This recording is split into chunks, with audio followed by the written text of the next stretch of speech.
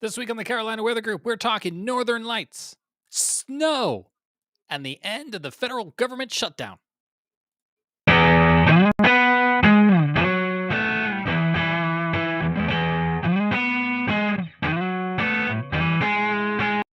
I'm James Brierton in Charlotte, North Carolina, and welcome to the Carolina Weather Group for this Wednesday, November 12th, 2025. Sam Walker is here from the Outer Banks. Frank Strait is in Columbia, South Carolina. We're talking northern lights, we're talking snow, and we're talking the end of the federal government shutdown, which means pay will be returned to those federal workers, including the National Weather Service. The latest in that coming up. But guys, let's start with those who might be watching us on YouTube, on Facebook on this Wednesday night. If you're live with us, it's night 2 of Northern Lights Watch. And Sam, I know you're probably in the darkest location out of the three of us.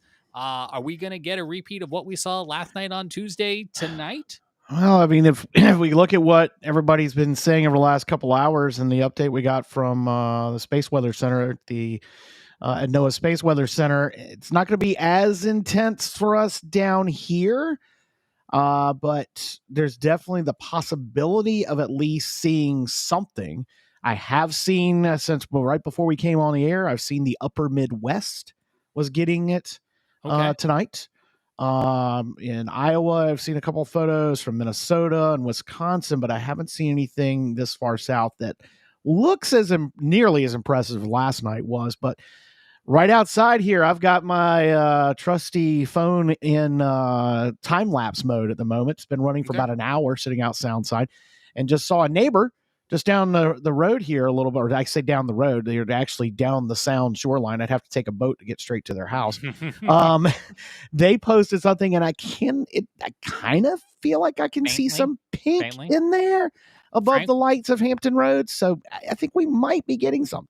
Frank's got a screen share. Frank, is this a photo from Tuesday or Wednesday night? That's now-ish. I believe that's now. And yeah, it's Two Harbors, Minnesota, which is in the far northern part of Minnesota. Minnesota. Okay. Yep. So with the northern parts, yes, that makes sense. Canada, northern parts of the upper United States are probably going to see this again for the second night. I'm trying to load NOAA's Space Weather Prediction Center's webpage, but as you might imagine, it's very overloaded right now. Sam mentioned a moment ago that there is an update out from NOAA's Space Weather Prediction Center. Let's listen to a little bit of it because they describe what's happening right now. Well, hello again from the Space Weather Prediction Center. We are still monitoring the coronal mass ejection, those blasts of solar material in the form of charged particles and strong magnetic fields that were directed here towards Earth, and what's transpiring from yesterday on into today.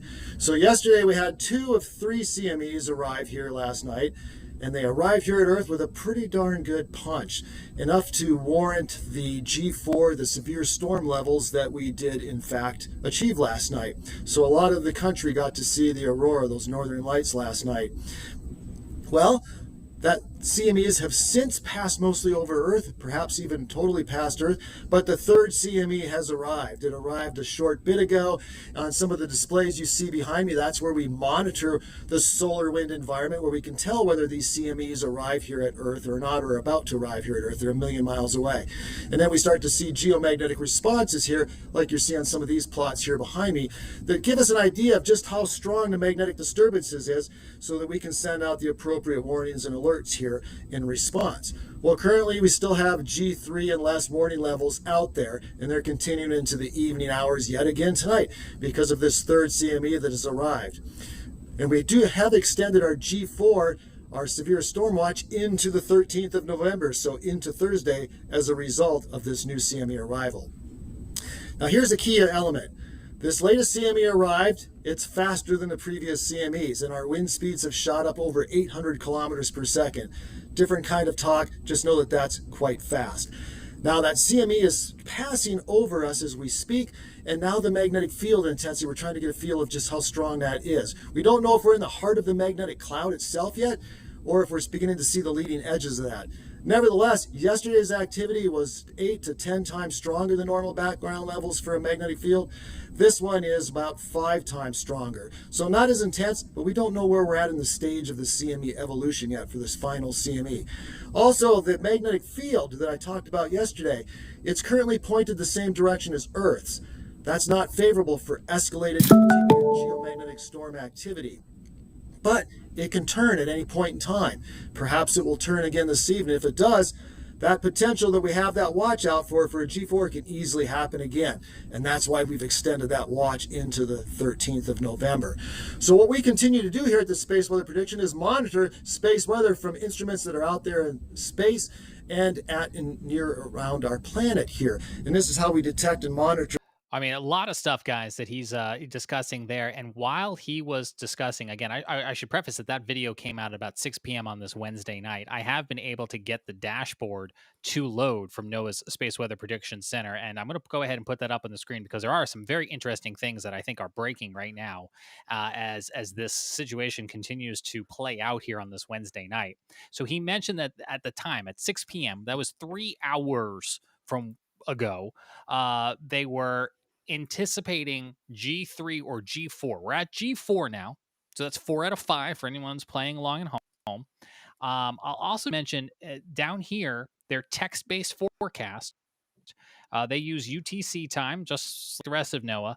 This has been upgraded from what it was this morning, because I know for a fact that this morning that this number was more like 7 something, and this is an 8 now on the KP index. So we have the KP index, which is like 0 to 9. We have the G scale, which is like 0 to 5. So again, we've now, I think, crossed into G4, which means that we might kind of sort of maybe have a chance, maybe weaker than it was last night, but still way elevated over what it normally is, because these values, these KP values, if you're watching with us right now on the screen, you can see they're typically like 2 or 3. Last night they shot up to 9.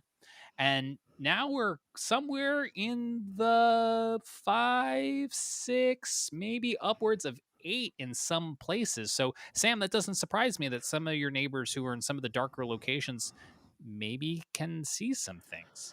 Yeah, and looking at some more stuff that's just come over while we were watching that video, I've seen some shots from Pennsylvania that look very reminiscent of last night. So it's starting to inch its way down.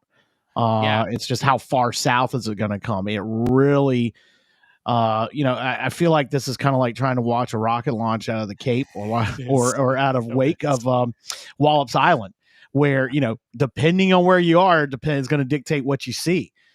So it's getting closer. It's getting closer. How close? The left-hand side of the screen is tonight's Aurora forecast. We already talked about, we showed some of the pictures. Canada, northern portions of the U.S., you have like 100% chance that you're going to see this not only on the horizon, but like overhead. And then here in the Carolinas, tonight's forecast looks very similar to last night's forecast. If you're watching us later on in one of our syndicated versions, that's to say that Wednesday night looks very similar to Tuesday night, where it might be visible in the Carolinas if, and these are always the if factors, right? It's like, if you can have a clear horizon shot to the northwest, if you don't have a lot of light pollution, and maybe if you have access to some sort of long exposure photography. But Frank, I mean, I imagine at this point everyone's got a phone that probably, whether they know it or not, does long exposure photography. That's right. That's probably the best way to get a good photo of the auroras anyway. Something that's kind of hard to see with the naked eye. Unfortunately, in my area, I'm kind of stuck because I'm a little too far south today, and if looking straight to my north, you see the lights of Columbia, so I got a lot of light pollution because I live just south of Columbia. I was really surprised, and you and I were talking about this before. This is a picture I took on Tuesday night at 11:40, and I'm looking north. City of Charlotte is behind these trees, but I mean, I'm down by Matthews, so like I can't really see the skyline of Charlotte unless I'm in one of these weirdly elevated places. But I am looking north. But about a 6-second long exposure on my Google Pixel 7 Pro, you can see the northern lights, the aurora there on the horizon. But I will tell you, when I went out at 11:40 last night, I could see it with the naked eye, Sam, and I thought that was really cool. Yeah, and earlier in the evening here, having that dark skyline, and I'm looking north. When I look north, I'm looking out towards the ocean, and as I go back towards the west a little more, it starts to get into Virginia Beach and Chesapeake and Norfolk and the Hampton Roads area. You could see visibly once you walked outside, let your eyes adjust. You could see that pink haze above the city lights as early as 8:30 last night. Okay. And that was, and again, I go back to our last event like this, and you're gonna have to remind me when we let the date on that, because 2024 something. Yeah, it's not all that long ago. May or March. Yeah. And I can speak to that in a second. Sam, I just want to interrupt you for a second. 3 minutes ago, NOAA's Space Weather Prediction Center put this out. So about 9:17, the final CME, which we should tell you means coronal mass ejection from the sun, arrived and is passing over Earth now, similar to what they said in their 6 p.m. video. Conditions are generally weakening but variable. Strong solar wind speed and periods of favorable magnetic field orientation are driving up geomagnetic storms to G1 to G3 with G4 possible in some places tonight. So we're right on the edge. That's it. We're right. We are right on the edge. Now, our friends down south, and I mean down south, meaning Florida and Louisiana and places like that. I've already seen some of the meteorologists down there with the TV saying, we know we're not going to get it tonight. It's not going to be like last night. But those of us here in the mid-Atlantic, again, the farther north you are, the better chance you've got seeing it. But it may sneak on down a little further, which would be pretty cool, considering last night it just kind of came out. I wouldn't say came out of nowhere. Those of us who watch this stuff, we kind of knew. But it was fun to me anyway. It was fun to see the reactions that people were posting on their socials all night last night from here on the Outer Banks, because obviously we've got, we are a dark sky. One of the things about the Outer Banks that people love is the dark skies. And we're fortunate enough to have that. And, everyone took full advantage of it. And like you said, I mean, doing research on my phone today that I didn't realize I had such a cool time lapse function on mine. But everybody's pretty much got a way to do it. I'll give you a little tip here. Put it in night mode. Take your arms, and those of you watching on video right now, you can see what I'm saying, but take your arms and lock them against the side of your body. Put your camera down about chest level. And if you do that with both hands holding each side, you can pretty much stabilize yourself long enough to at least get a 3-second exposure. And the photos I took last night early on, that's how I did it. I didn't use a tripod. I've got a tripod out there right now with my phone sitting on it. But I didn't use that. And I was able to get a very good shot of that just with a 3-second exposure. So, just a little pro tip there. Even if you don't want to go in and figure out all the settings that are in your phone to do this, it's pretty simple. Just put it in night mode. And like I said, lock your elbows up against your side of your body. Put the phone down around your chest. That's a pretty stable position. And, don't sway back and forth. Hit that button and let it do its work. And you'll see something pretty amazing if or when another one of these events occurs. I have some video of this, Sam, because last night on our Carolina Weather Group YouTube channel, I went outside and I screen shared me doing the photography trick. And so I can put this up on the screen. This is my camera app on my phone, and you can see I've got this little night mode on, right? So that's kind of what it looks like in real life, how dark it is. And then I'm going to find a level spot here. I'm going to try to lock my arms just like you described, because when you do this long exposure, it goes 1, 2, 3, 4, 5, 6. It's taking in all that light, and it needs that stability. All of that light is kind of mapped out in the same place. This was about midnight, so it was right after that peak of about 11:40. But on my phone, I had this, and I don't know what it's like on iPhones, but on Android, there's this little circle, and you're like trying to keep the dot inside the circle so that if you sway too far to the left or too far to the right, it's trying to correct you back. So this was me last night on our YouTube channel, late Tuesday night, I guess really early Wednesday morning, trying the photography trick. I went between 2 homes because that blocked out a lot of the light for me. Yeah, and every phone's a little different. Like I said, the iPhones. I've got a Samsung S25 Ultra, so I knew I had this mode, but I didn't realize what they call it. They call it hyperlapse instead of time lapse. They call it hyperlapse. Okay. And it's really cool because it has a slider on it that you can choose different shutter speeds, and it actually tells you which is the best for what you want to do. Say you want to take a photo of moving vehicles. So like if you're at a racetrack, you can put it there. Or you can put it like what I've got it on, which is I think -300, or is it -3? I'll look at it when we bring it inside. -300 is perfect for starry nights to look at star tracks. So I'm really interested to see what this is going to turn out. Even if I don't get the Aurora, looking north, I've got Oceana Naval Air Station, Norfolk International Airport. Of course, the stars we'll be able to see. There'll be all kinds of cool things that'll be in there in that. And it's neat. I rehearsed with it earlier this afternoon and got our sunset here. That was a 30-minute shot, and it condensed it down to 30 seconds. And it was really neat to see that. So I'm watching the waves come in off the sound and all that stuff. So I can't wait to pull this out. So I'm going to run out there probably in about 10 minutes or so and go get that, and we'll get it all processed up. That will time out real well. I'm going to share some of the photos that our Carolina Weather groupies sent us on Facebook, because this was Tuesday night. Let's get this on the screen in a decent, good size. I think that'll be all right. Let's try that. There we go. All right. So Hollywood, South Carolina from Terry here. This was clearly, I think most of these are long exposure, but you can see those starry nights. But again, a lot of reds, some green, depending on where you were. This is a great view from Amy and Valdez. Look at this one, Frank, and Table Rock Mountain here. Look at just the view of that horizon. That's nice. Yeah, look at the shaft over on the left. I caught several people out here that got that one red shaft that was really prominent about that time. There was a lot of people that got that out here, that vertical shaft, which you don't see here. That's something that you got to go to Alaska to see, especially when it starts getting into the greens and blues. But to see it even in the red was just amazing. Yeah, I mean, I'm going to show some of these pictures too that I think are pretty realistic to what a lot of people saw on Tuesday, right? They're not too overexposed. Patty took this one outside of Fort Bragg. Good view of the horizon there. Not too many lights. Roanoke Island from Julia. Southern Shores from John O'Brien.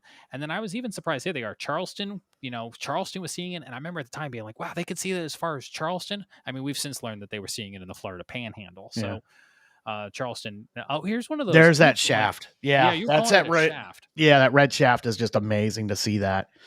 I mean, to after all the years of seeing them from, again, of photos from way up north, and to see it down here is just so cool. I thought about maybe going, and Frank, you were suggesting this. I thought about going to a big open field, but the logistics and the idea of going to a big open field at midnight in the cold by myself. Well, you know what? Now that I think about it, I could have given you somebody over in Wingate. My cousin lives in Wingate. I could have told you that's address. I have it on Ansonville Road. So, Frank, this one's from Jimbo in Great Falls.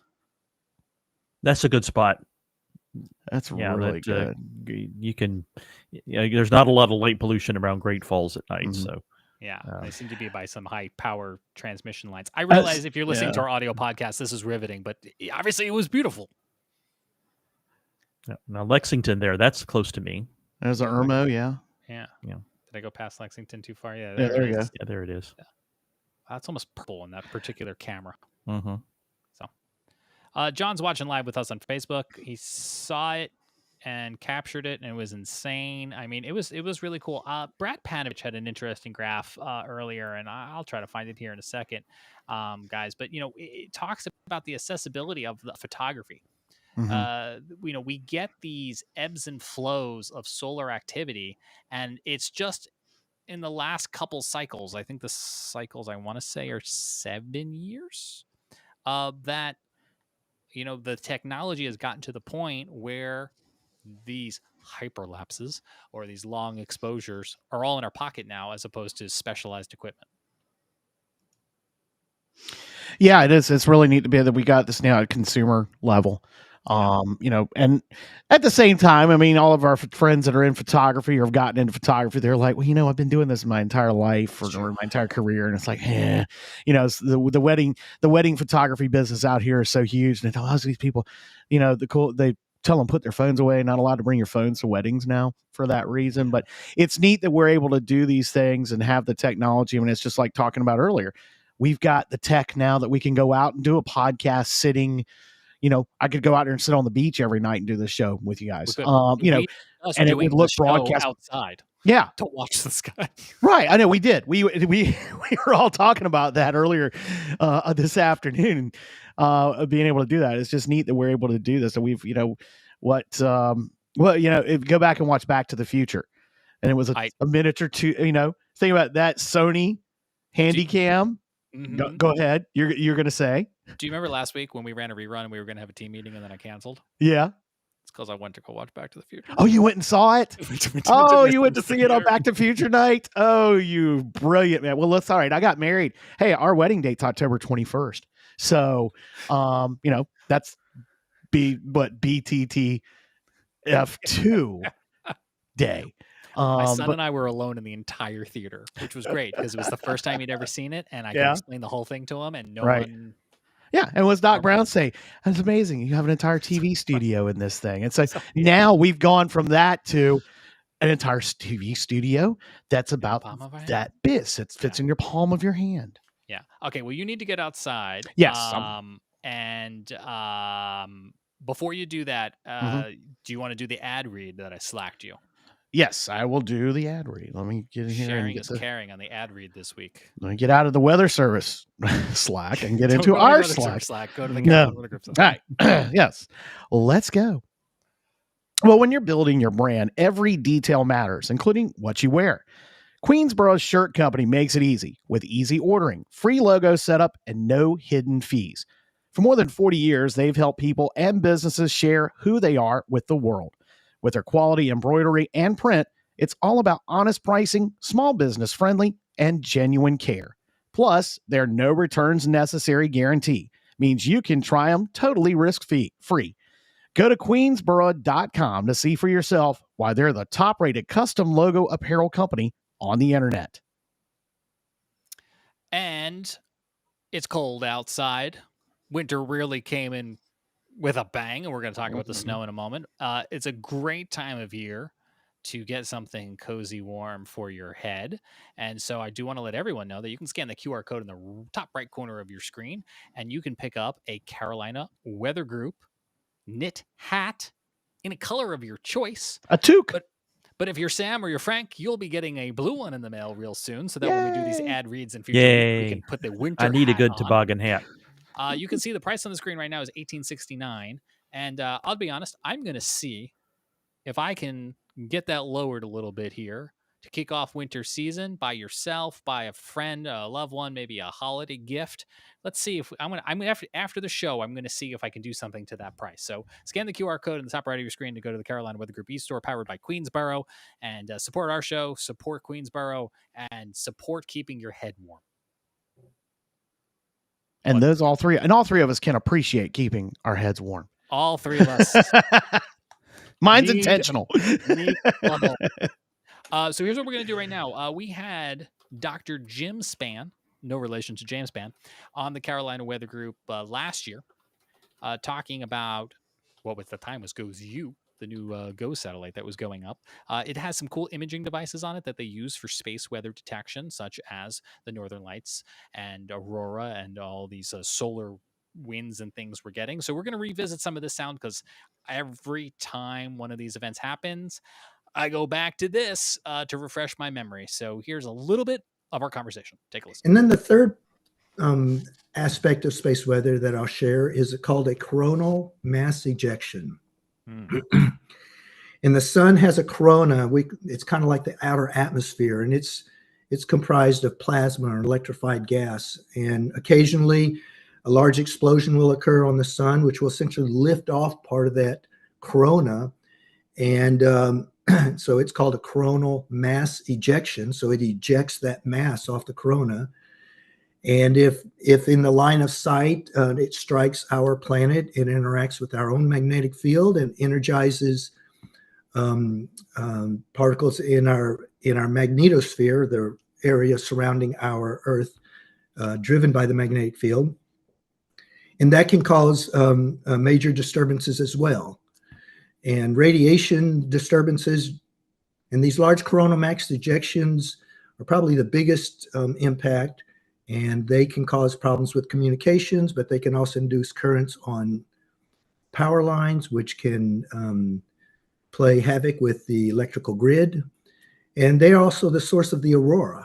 So in some ways, the aurora is actually the best manifestation of space weather. It's really great that we get a chance to talk with you here ahead of this satellite launch, but also after we had such a rare viewing of the aurora here in the Carolinas, because it gave me such a unique perspective now. I have so many more questions for you than I probably would have had before that experience. Let me just keep going on your train of thought with X-rays, if I may, because I kind of tried to self-teach myself during that Aurora event here in the Carolinas about this webpage that I'm putting on the screen now for our viewers, the GOES X-ray Flux 1 minute data page, which I did not have bookmarked until we had that Aurora event. So what was it that I was looking at when I was watching that spike here? So those are two energies or wavelengths of X-rays that are shown there.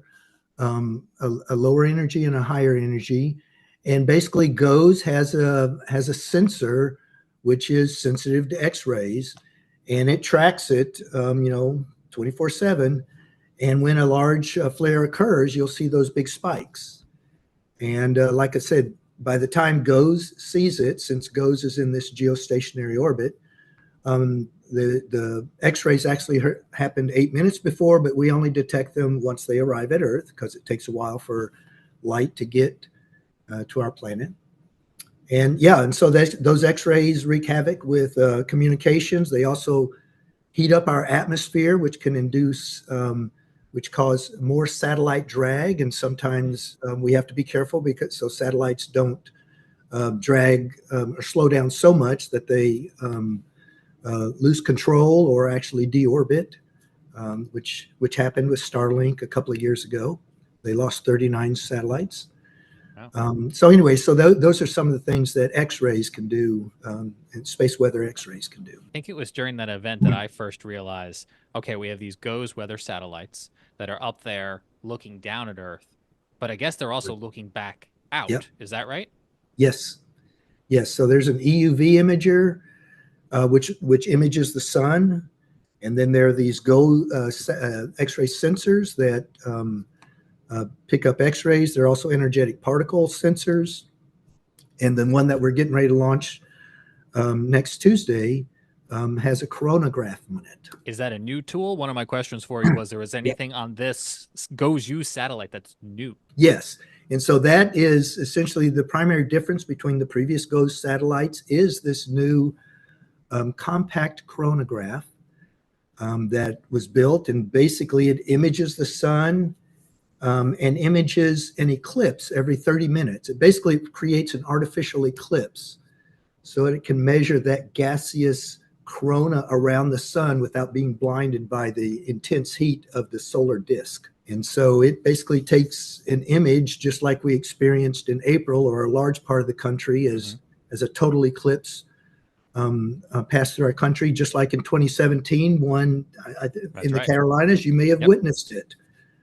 And so this compact coronagraph images or makes an image of the sun's corona every 30 minutes and downloads that.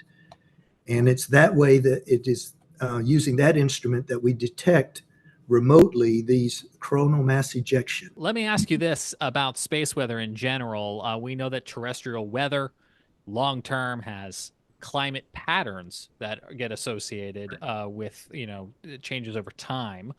Does space weather also have, for lack of a better phrase, climate patterns that it goes through? Yes, it does. And it's due to our personal star, the sun, has a solar cycle. It has an 11-year solar cycle. And every 11 years, the north pole of the sun and the south pole of the sun swap. And then after another 11 years, it goes back to the other way. And during that transition, the sun becomes very active, and then it becomes very quiet. And right now we're going up to the solar, it's called solar max when it's very active, and solar min when it's very minimum. When it's not as active, it's quieter. And so what that means is that the sun will have a tendency to release more flares, coronal mass ejections, radiation events, and during minimum, there are fewer of those. But that's not to say that some of the most impactful events always occur at solar max. Tendency, from what we can tell, generally occurs on the declining phase, or from solar max to solar min. We're trying to understand that a little bit better. But these big events can occur almost at any time. Sure. They're just more frequent during solar maximum. So solar maximum is probably going to occur in next year in 2025, or at the end of this year. And the May storms that we just witnessed is evidence that the sun is waking up. Okay, so spoiler alert, obviously we're in 2025 now, so some of that is peaking as we speak. He was speaking to us here at the Carolina Weather Group about a year ago, late summer, early fall of 2024. And I also found why he was speaking. That, again, was Dr. Jim Spann, a senior scientist with NOAA's Space Weather Prediction Center. I did find the chart that Brad put out, and this complements a little bit what Dr. Spann was talking about, these ups and downs of solar activity, which again is peaking right about now. He was predicting we're probably going to be on a downslope here, but Brad overlaid the solar cycle progress dating back to about 1990 with the iPhone timeline. So again, there's that technology rollout where by the time we got into that 2024, 2025 timeline, we all had some pretty good tech in our pockets. Speaking of people with good tech, Sam's back from outdoors. Sam, how'd your camera do? Well, best laid plans. We had a little bit of a fail. The reason, again, I'm not doing the show from outside is the wind that we have coming out of the southwest kicked up again after sunset, and it blew over my little tripod that I had set up with my camera mounted in it. So I decided, hey, I'll go out there and get us at least a still. And sure enough, you can see it. The lights, the bottom of the light, the greens there, that is the lights of Chesapeake and Virginia Beach. The red just above, there it is.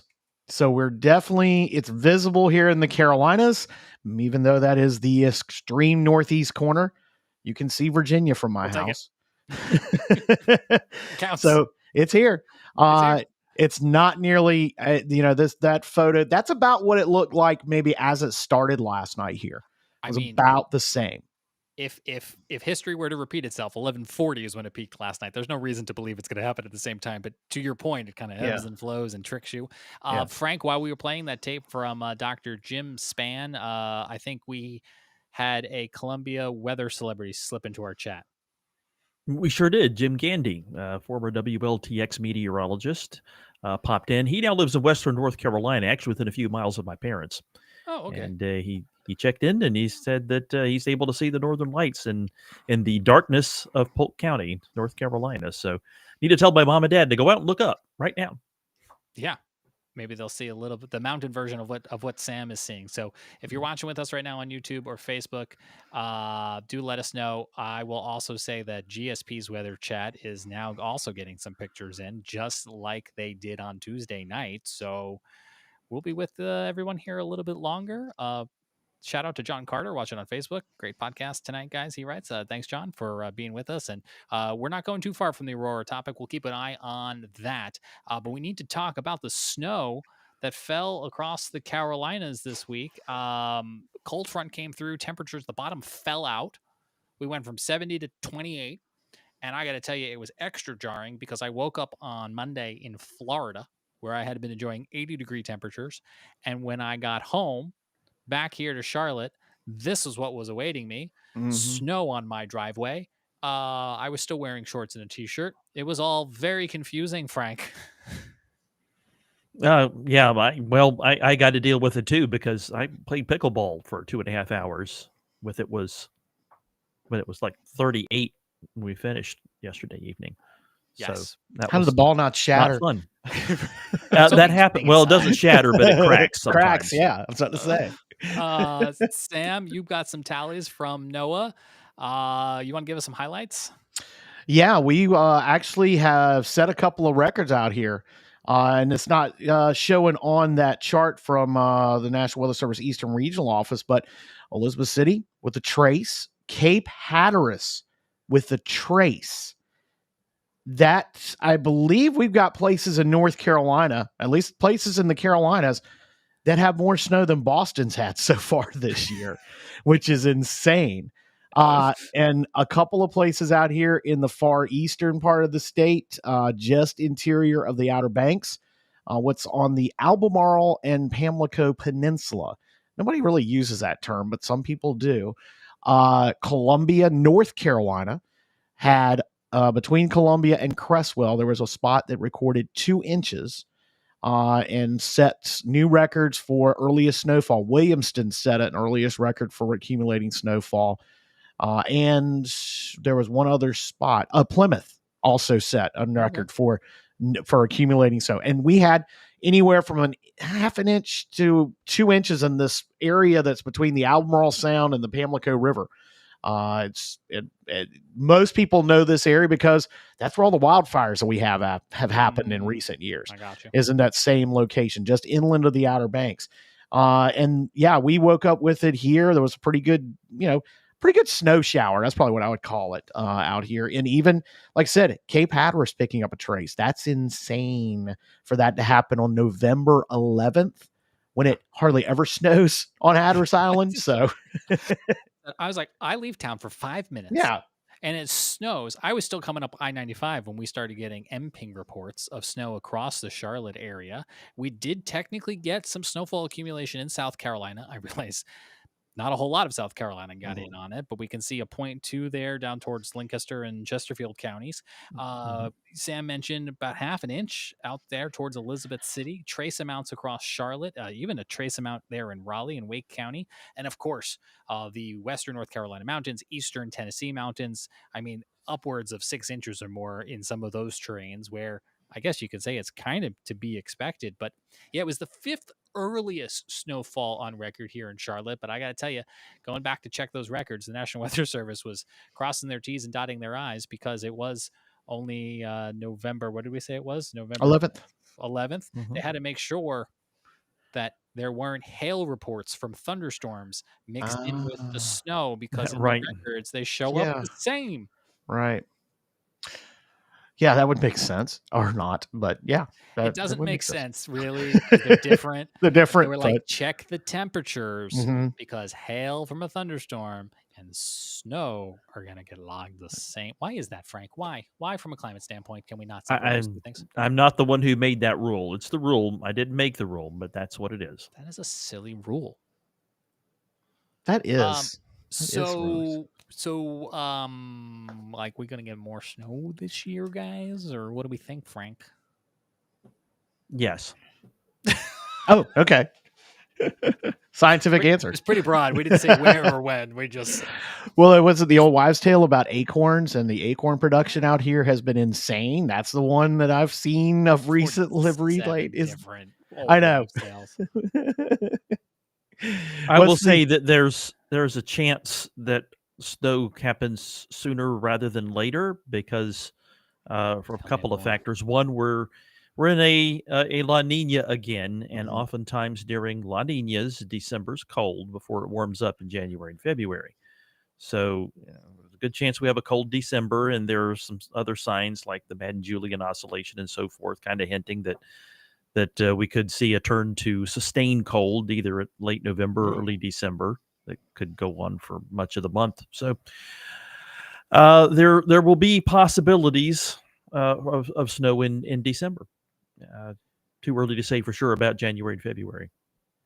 I also want to share Scotty Powell was in Myrtle Beach, and they saw snow flurries there in Myrtle Beach. So we went from snow in the mountains to the coast. Both states, North and South Carolina, both saw snow on November the 10th. Just wild, guys. I mean, like I feel like some winters we can't buy a snowflake, and here it is November 10th, and it's snowing. Right, Frank, you could probably better explain it than I can. What happened? Why did we get this? I mean, because it was we had 2 fronts that actually came through, and then some little disturbance that was mixed in with that. That in most cases when we see snow, it's this, the majority of our snowfall comes from coastal lows, and we get the rain side of it. But this was a much different scenario than what that is the typical snowmaker for us. Right. In this case, for one, we had a unusually deep upper level trough over the eastern part of the country. By trough, that means that the jet stream dips southward, and in this case, it was much farther south than you usually see in November, and it brought a lot of cold air directly from the North Pole all the way into the southeastern states. Riding on that jet stream, there was a really intense disturbance that dove southward. And usually when storms take that track, they don't have very much moisture with them, or sometimes none at all. In this case, it actually did have a little bit of moisture. 9 times out of 10, maybe even more than 9 times out of 10, maybe 9.4 or 9.6 times out of 10, those storms, when they come across the mountains just kind of wring out all the moisture from them, and we don't see anything happen except maybe a few clouds on this side of the mountains. But in this case, it was different. In this case, there was enough moisture that managed to get together, managed to survive over the mountains to cause flurries to break out east of the mountains. We call this breaking containment of these northwest flow snow events, and that's what happened last night. And we actually had a pretty good blow up of light snow, mostly across North Carolina, but it did sneak into South Carolina. There were a couple places, as you mentioned, James, over in Chesterfield County that did see a little dusting, and I think a few spots in Lancaster County might have as well. But nothing from the co-op or CoCoRaHS reports there. We did get one from Jefferson and Chesterfield County of 0.2 of an inch of snow. But most of that was in North Carolina. I feel like snow in particular is a really, really good opportunity for citizen scientists because that radar beam is slicing thousands of feet up in the air. It's seeing frozen precip, but it's not what's on the ground that matters. So CoCoRaHS, MPing, these are great ways to join the conversation in real time. Right, and that was the uncertainty from yesterday. We looking at the weather maps yesterday and what the models were putting out. They were calling for a situation that in most times we would say, yeah, it's going to snow a little bit, no question about it. But yesterday it showed moisture present at like 8 to 10,000 feet and a little above that, and that precipitation would occur. But below that, the models were showing the atmosphere to be really dry. And what we thought would happen is that all of that snow that was falling, that would mostly just evaporate is not the correct term. Sublimate sublime is the correct term, because we're going directly from a solid to a gas. But that's what we thought would happen. But instead, it ended up being moist enough at the low levels that those snowflakes that formed at 7, 8, 10,000 feet above the ground were managed to survive all the way down to the ground. And so we ended up with flurries, and in some cases enough to even dust the ground. And that's where the surprise was. We knew the cold fronts were coming. We knew the cold air was coming. We knew some of the moisture was there, but it was the actual fact that it reached the ground that I think was mind-blowing. Right. Yeah. Yeah. And 1 second, Sam. I just want to clarify, not to call Frank out, but just for the sake of clarity, he said yesterday a couple times. He actually was 2 days ago from the night of production, which, just to recap, Monday was snow, Tuesday was northern lights, Wednesday is northern lights again. Right, Sam? Right. Yeah. There's so many things going on. It's getting all jumbled in my brain. Now you know how I felt in August, September, and October with all the storms we had out here. One nor'easter after another. One after a nor'easter after another. Yeah, exactly. So, all right. Well, what an interesting snow conversation. We'll keep an eye on it. I think snow lovers probably feel like they're overdue. We're still keeping an eye on the northern lights. For those of you who are with us live on this Wednesday night, November the 12th. If you're watching this later on, I hope you're just really enjoying the suspense. John says he's about to run back over to the Kitty Hawk Pier and have a look again. Last night before midnight was insane. That matches up with my timeline. So bright in the sky to the natural eye. And that's a great spot at Kitty Hawk Pier, because you're looking, again, dark skies.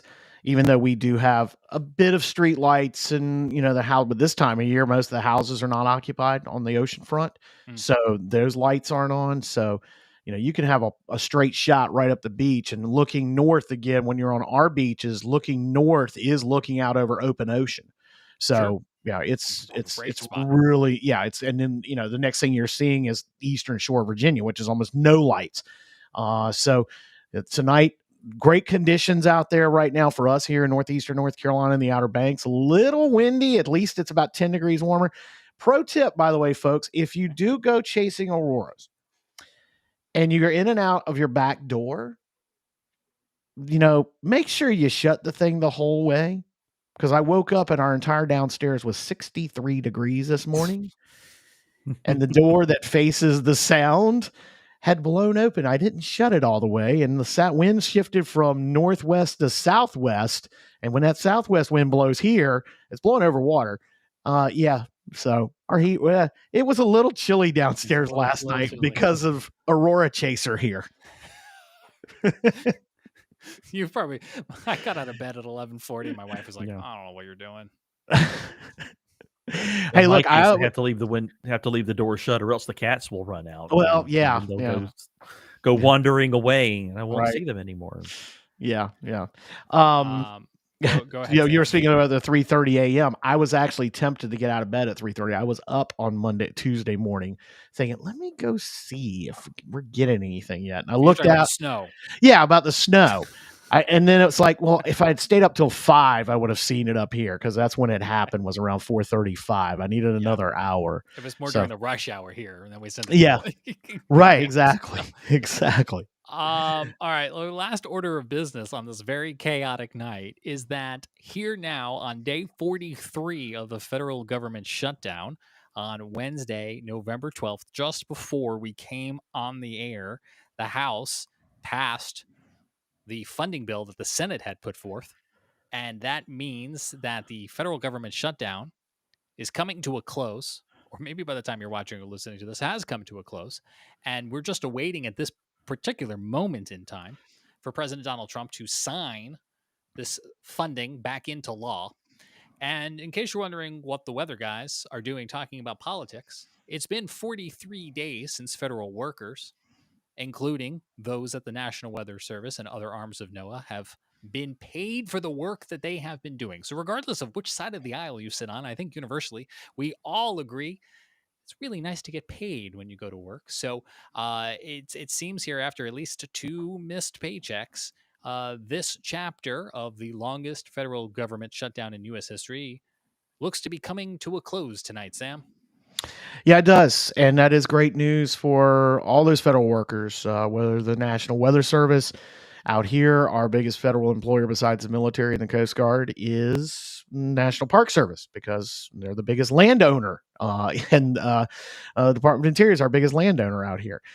So Fish and Wildlife with our wildlife refuges, National Park Service with our 3 national parks out here, they're going to be back at it. Even they were working, right on through with all the storm cleanup we had, and we're still working. 500 truckloads they did. 500 truckloads of debris that was picked up by those Park Service workers from all the house collapses. And that's really not all the debris. That's just a fraction of what went in the water with all the house collapses happening in Buxton. But they were doing that without getting paid. They were out there doing that all along. Just like National Weather Service, you wouldn't know it from with our interactions with them that this was happening. Everything was, just like it normally is in terms of those of us on this side of the screen from them.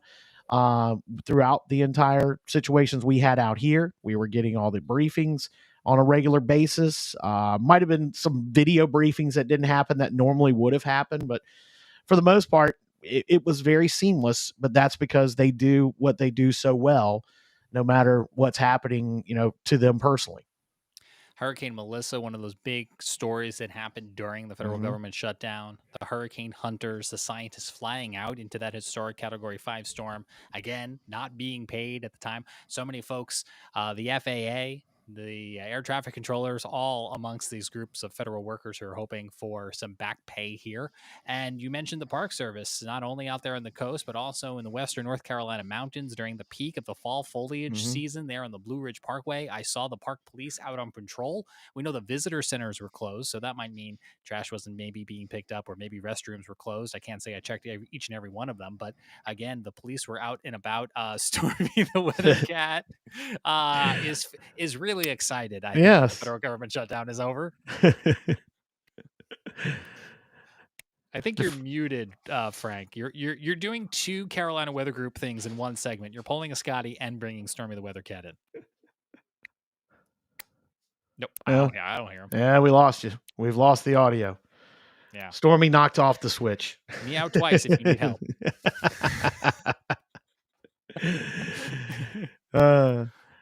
We can see that the blue light's on your mic, so I'm not sure. That is strange. I don't know. That is odd. We'll hang out here a few minutes because while we're live with you at this now 10 o'clock hour, we were expecting to see the president actually sign this bill and end the government shutdown. So we're just hanging out here a minute to see if that happens during the course of tonight's show or not. If it doesn't, I'm sure it'll happen as soon as we stop the show. While we're waiting for that, I just got another photo that came in from our neighbor down the road, down the sound here, and let's see if I can. Here, let me do a screen share real quick. That'll probably be the easiest way to do this instead of trying to send it through our Slack. This is from April Dennison in Idlet. In case you're wondering how to pronounce Aydlett, it's Idlet. But there is definitely much more red in that sky now than was when I was out there 20 minutes ago. Again, that green that you're seeing is more of the lights coming from Chesapeake, Virginia and Virginia Beach. But there's definitely a lot more red tint. And notice the streaking.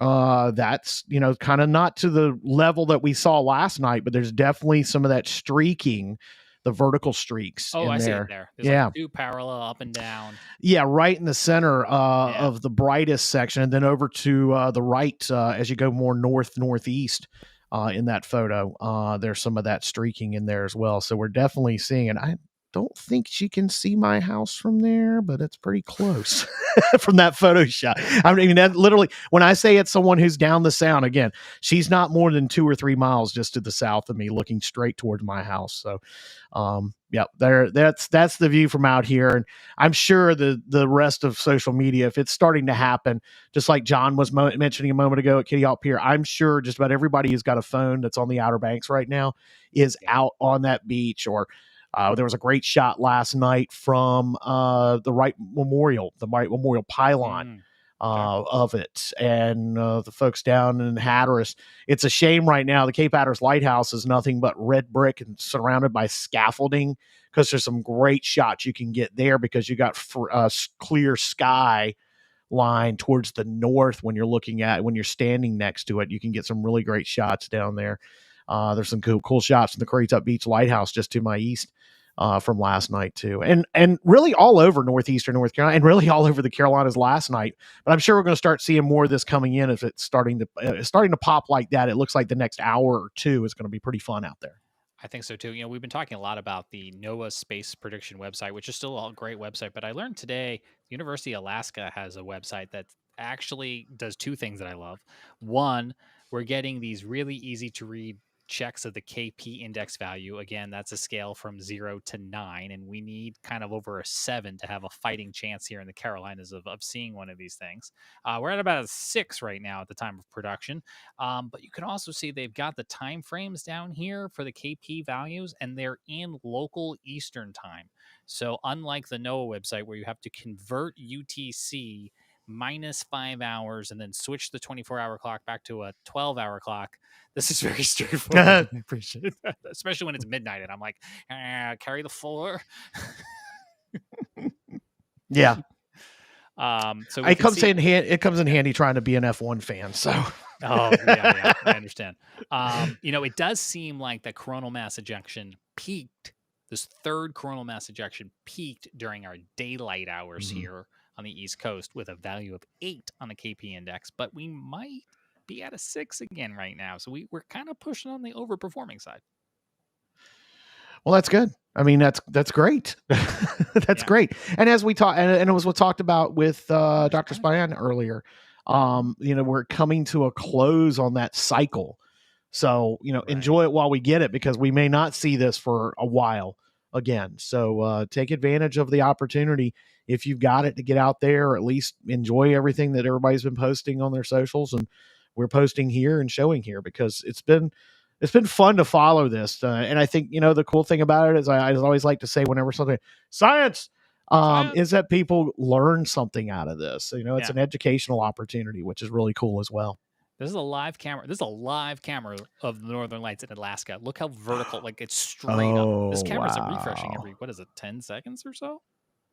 Oh, that's awesome to see that with that. And that 3D image. Yeah. You can get that at Disney, by the way. They do that in front of the icons. Yeah, it's really cool. And it's that same 360 degree shot that they can do.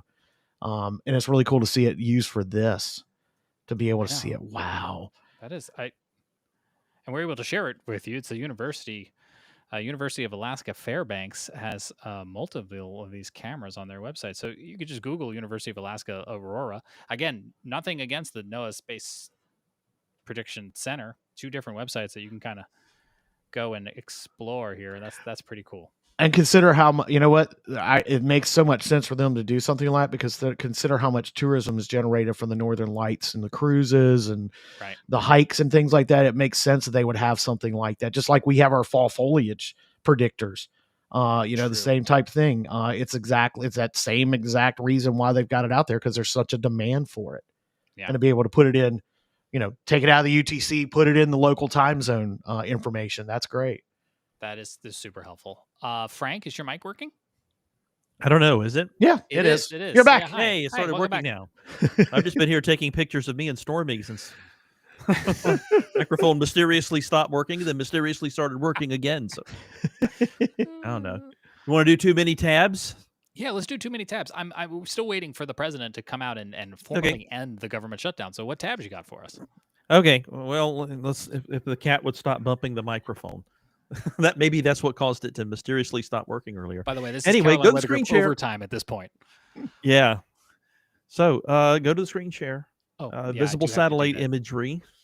Okay, here it comes. Of snow. There's a little bit of it left this morning up there along the Tennessee line in the higher spots there. It was even better yesterday morning, but wasn't able to. I imagine the white stuff I'm seeing elsewhere is not snow. Those are roads. No. Like, for example, you can see urbanization down here along the I-85 corridor there in upstate South Carolina. There's Charlotte.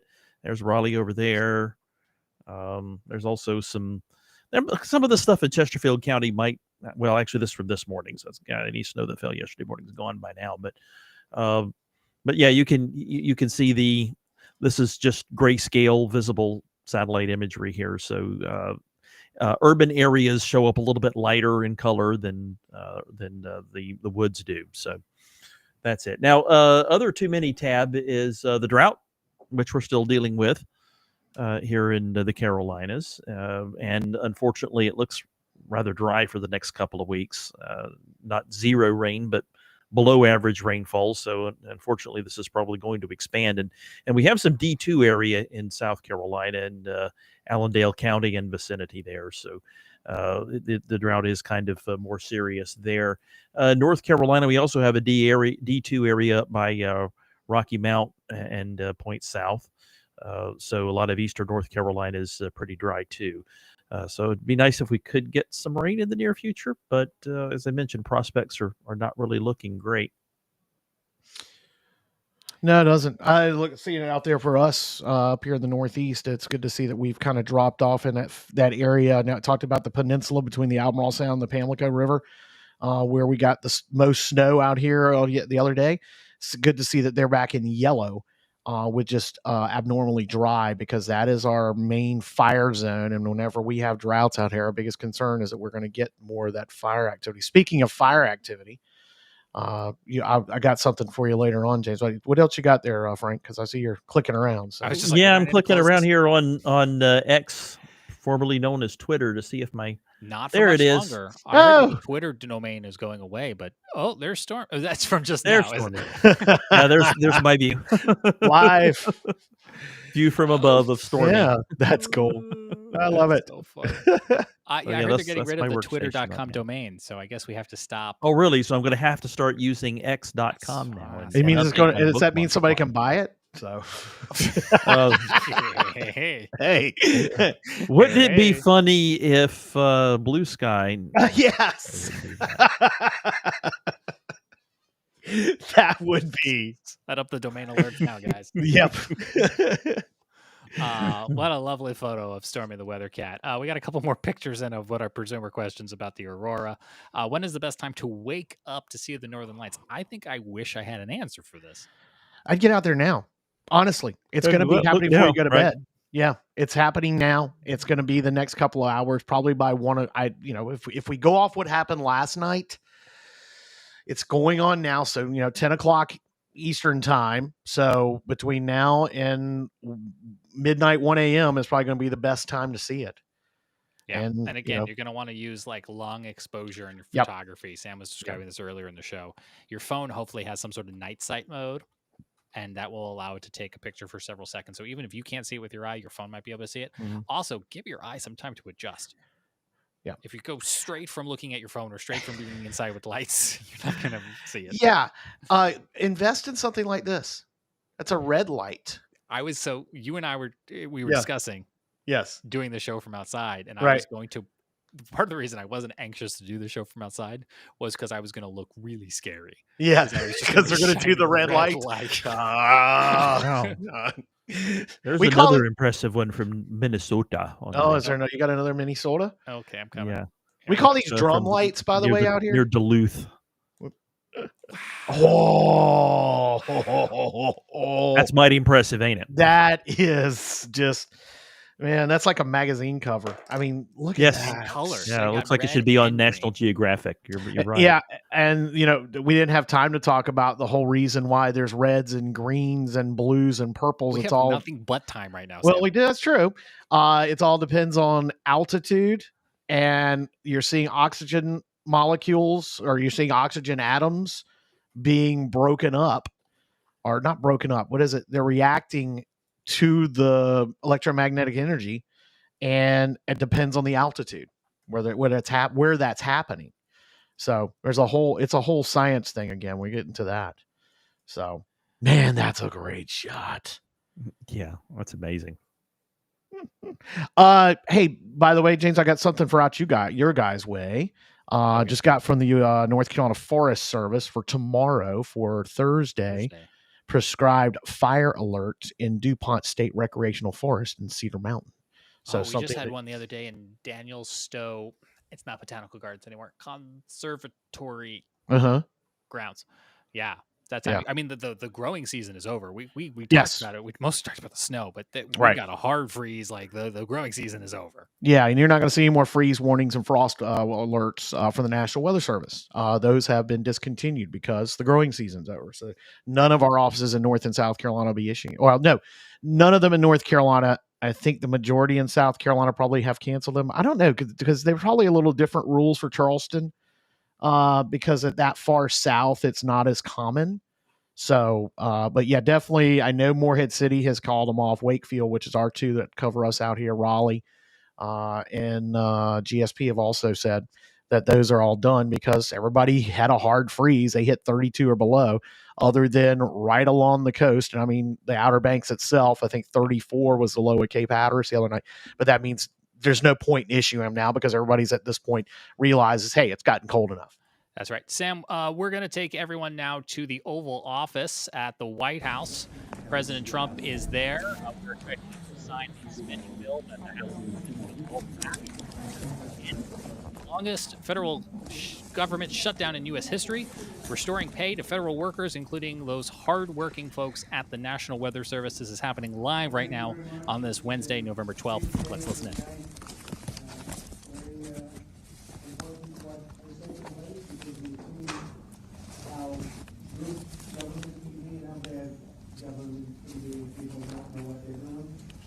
For the past 43 days, Democrats in shut down the government of the United States in an attempt to extort American taxpayers for hundreds of billions of dollars for illegal aliens and people that came into our country illegally, from gangs, from prisons, from mental institutions. They wanted to pay them $1.5 trillion, which would have really hurt our healthcare businesses and our recipients at levels never seen before.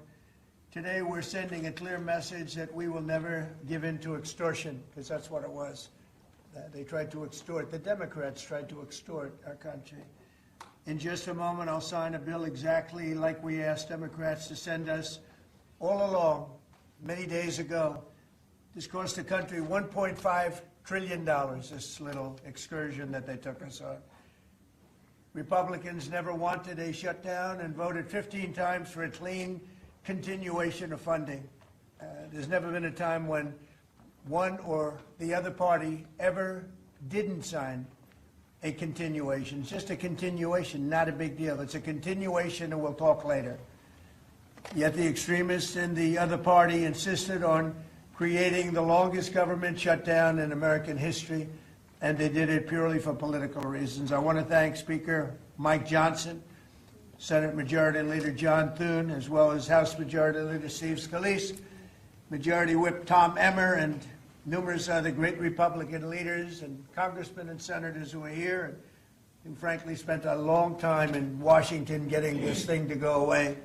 I also want to thank the broad coalition of Americans that stood with us in this fight to reopen government, including the Teamsters, the American Federation of Government Employees, the Fraternal Order of Police, AMVETS, the National Small Business Association, the American Farm Bureau, the American Trucking Association. These are all incredible patriots.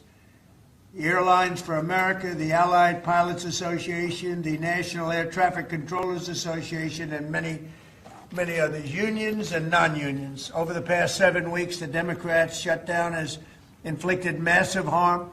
They caused 20,000 flights to be canceled or delayed. They departed so many times, so late. People were hurt so badly. Nobody's ever seen anything like this one. This was a no-brainer. This was an easy extension.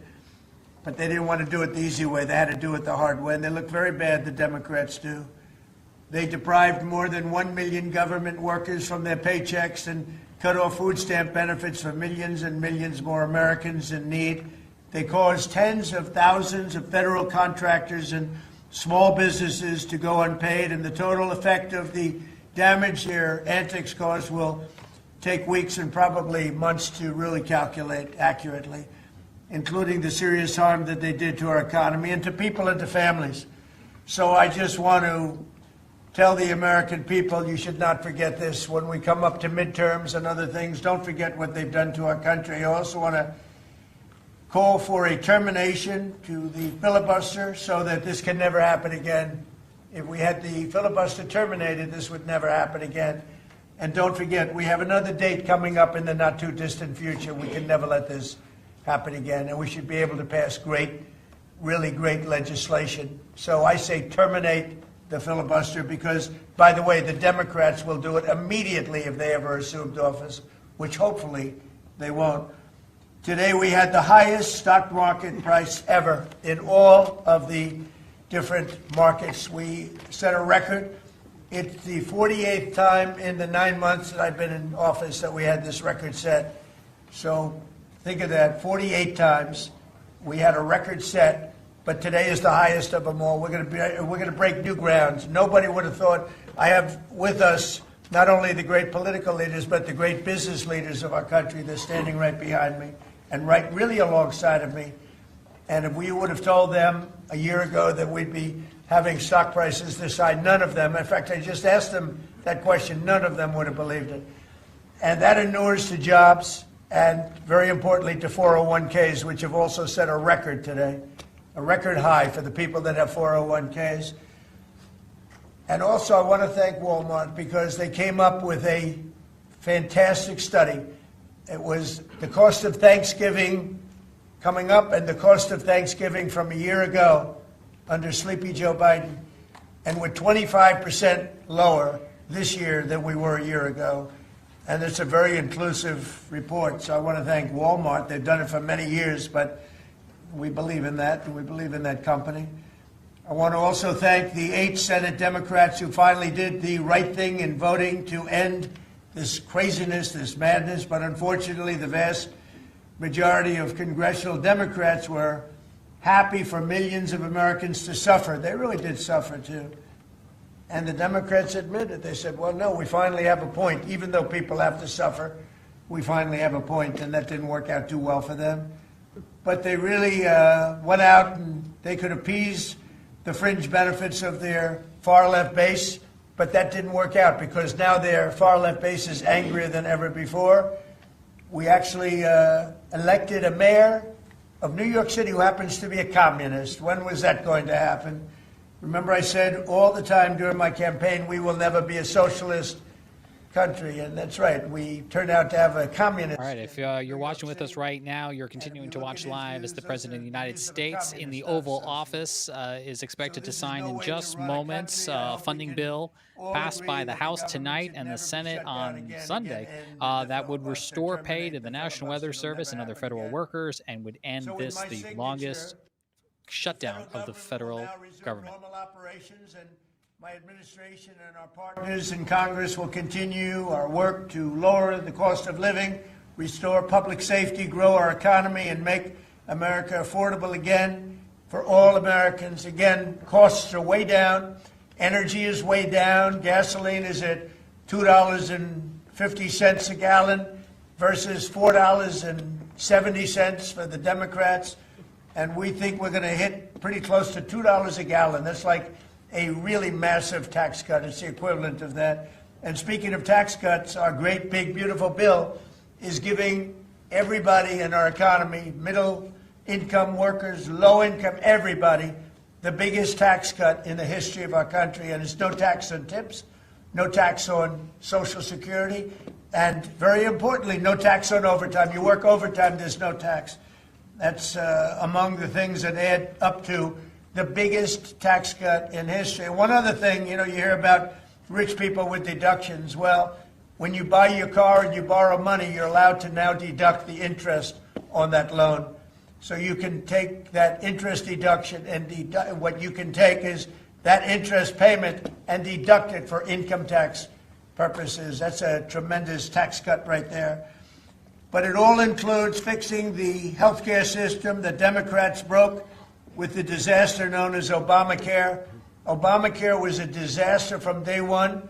It's done nothing but go up. And if you remember President Barack Hussein Obama, when he came up with this crazy idea, he said everything's going to be great. Rates are going to go down. Payments are going to go down. Everything's going to go down. It went the exact opposite with the biggest increase of healthcare in any country.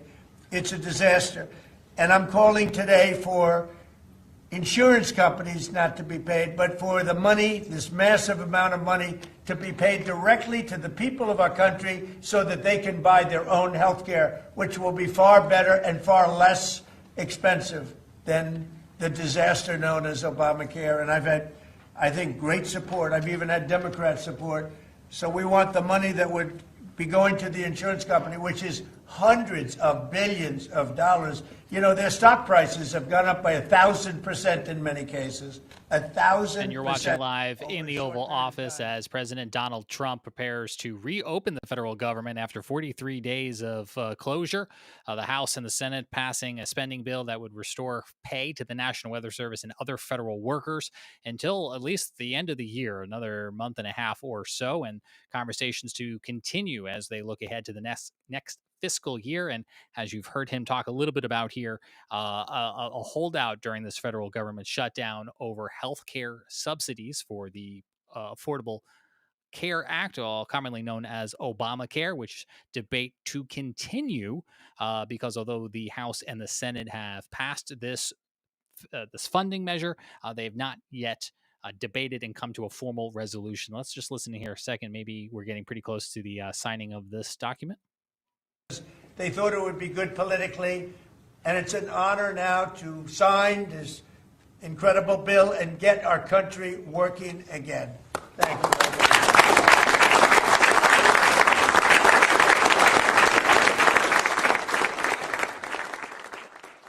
All right, so let's bring back in Sam and Frank here as we watch the president put pen to paper here, ending the 43-day government shutdown, getting into all sorts of topics we don't normally talk about here on the Carolina Weather Group, but most particularly for us, the pay for federal workers, including all of those at NOAA who have been working unpaid around the clock, can now look forward as we head towards the holiday season of seeing money in their paycheck again.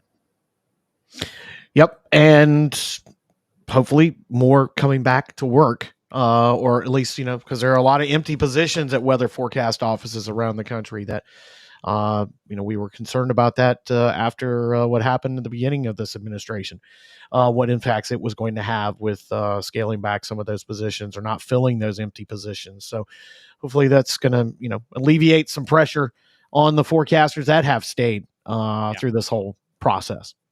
I can't blame the ones who couldn't, and I also just hats off to everyone who has been volunteering their time for the American people. Frank, did you? I'm not putting you on the spot, but it looked like you were going to chime in there right before I cut you off. The only thing I was going to say is something I've said before, so I'll say it again. I'm sick of the people in Washington using federal employees as political pawns when government shutdowns. They don't deserve that kind of treatment. If they're working, they deserve to be paid. Simple as that. Well, here you have it. Stop the clock on day 43. The federal government shutdown, the longest in history, is over, and the event in the Oval Office is also now over. Before we go on this extended edition of the Carolina Weather Group, one last check of the northern lights here on this Wednesday, November 12th. Frank, you were seeing some new reports while we were listening to the president. Yep. If you can jump over to my screen share, there's another shot. This one's actually from Calabash. It's obviously a long exposure from a camera of some sort, but there it's you can see the lights visible. Those streaks, the poster says, are from a nearby lamppost, so that's not the northern lights, but those reds on the horizon certainly are. When you said Calabash, I was going to say, when you said Calabash and seeing those streaks, I'm thinking, is that Oak Island Lighthouse? You know how because it's a double, the way it's set up in flash. It was just interesting to see those streaks, but that makes more sense. It was a nearby street light. Yep. And that's in Prospect in Robeson County. All this comes from Ed Petrowski from his Twitter or X. Yep. Trying it on. X. Yeah. One of these, I guess I have no choice but to start calling it X now. Yeah. Sam, did you have any closing thoughts? Yeah, I've got a couple more here. It looks like I'll get to you in just a second. Let me get the screen share up here because I didn't want to jump in anything that didn't need to be having on a screen share. So you just never know what some people will post in some of these Facebook groups. That's from last night, so I don't want that one. Okay, why am I getting last night ones? Yeah, someone with a hint. I had some. Okay, here we go. There you go. Couple from Southern Shores. This is Jim O'Brien in Southern Shores, just about 45 minutes ago. And then Jim Gould had one that looks like Kitty Hawk. Yeah, no, that's Southern Shores as well, from about 10 minutes ago. And there's one of those pillars. We were talking about light shafts, but pillars is actually the term. That's that pillar I was seeing a little bit of earlier. So yeah, there's definitely some pillaring going on with these. That was here's another. There's some even better shots from Southern Shores of that. The pillaring pillars. Is that a verb? Pillaring. I know I've made up a word now. Well, it's just like people say barbecue, and it's something you eat. It's not something you do, folks. Just remember that. I think that's from last night. That's another shot. I had someone else who had posted one from, but that's really what the view we've been getting out here over the last hour, really. I've got time-lapse video that's running out there right now. Hopefully the wind hasn't knocked it down after it lost the first hour, but it worked out because that first hour, really, there was nothing going on. Yeah. So maybe that was we knew what we planned that. So anyway, so I'll have that up all on my social media. That's at Sam Walker OBX. I better check in with Frank. I often end shows without letting him go through all of his tabs, but I imagine in 1 hour and 20 minutes we've gone through all your tabs. Yeah, I think we had time to go through them all when we were waiting for the president. But I do have one more that I just found from Tim Buckley's X feed. Here it comes. So go to the screen share, and there it is. That's a pretty good one, actually. Yes. There Stoneville, we North go. Carolina. That's north of the Triad. Oh yeah, Stoneville. Yep, in Rockingham County. Awesome. Yep. We'll give Tim Buckley the last word tonight then. Wow. What an exciting show and an exciting week. We're 3 days into this week. We've had snow and 2 days of Aurora and also the end of the federal government shutdown. So that was quite a Carolina weather group. Thanks for joining us. If you like what you've seen here, I hope you'll join us on YouTube live each Wednesday night at 9 p.m. ish. And I'm going to go see if I can lower the price of a hat. But on behalf of Frank and Sam, I'm James and Charlotte. Be well and stay warm. And we will talk to you again real soon on another edition of the Carolina Weather Group.